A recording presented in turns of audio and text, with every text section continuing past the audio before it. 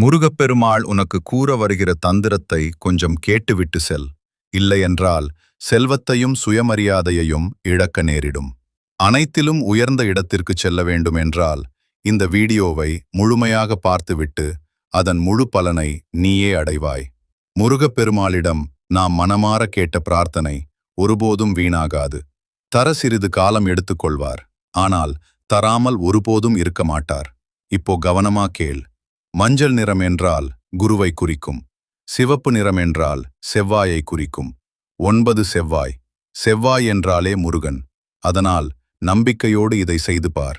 மஞ்சள் நிற தாளில் சிவப்பு பேனாவால் 3, 6, 9 மட்டும் எழுதுங்கள். 3ஆம் வாய்ப்பாடு. இந்த எண்கள் மட்டும் போதும். அதை இரவு தூங்கும்போது தலையணையின் கீழ் வைத்து உங்கள் கஷ்டங்களை மனதில் நினைத்து முருகனை அழைக்கவும். 9 ஆறுமுகம் கொண்ட முருகன்.